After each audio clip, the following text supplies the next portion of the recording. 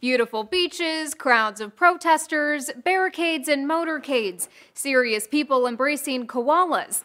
It can only mean one thing. Australian Prime Minister Tony Abbott's hosting another international get-together. It's the most important meeting ever held in Australia.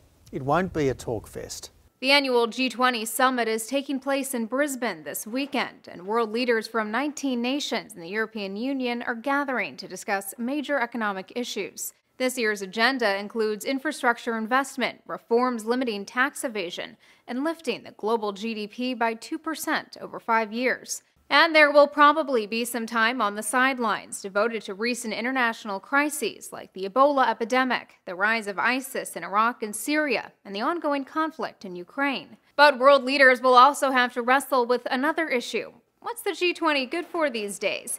Can it be an efficient and relevant shaper of world economic policy, or will it just evolve into Abbott's talkfest? Let's start with the basics. The G20, or Group of 20, is a loose forum of 20 major economies from around the globe.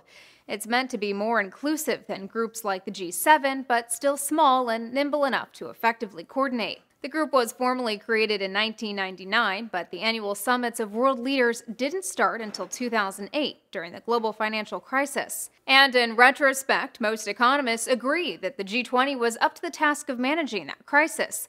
The group was responsible for coordinating economic stimuli, reorganizing and reforming international finance regulations, and generally making everyone feel like someone had a handle on the situation. But without a massive crisis to rally around, the group's sense of coherence has fallen apart.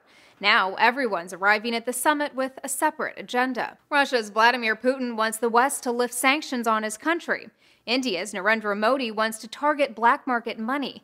President Obama wants to talk about climate change, and Abbott wants to talk about anything but that. The group's also facing a lot of criticism for not being representative enough. Its member states cover 2/3 of the world's population and account for over 85% of the global GDP. But if you're one of the 174 countries that can only hope for an occasional invite, the G20 can feel pretty insular.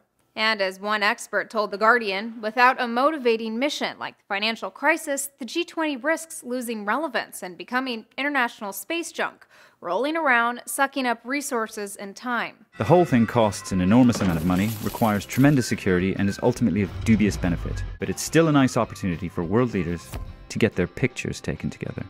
But a writer for the Council on Foreign Relations notes the G20 will still retain its international clout by virtue of necessity. The world is experiencing an unprecedented shift in global economic power.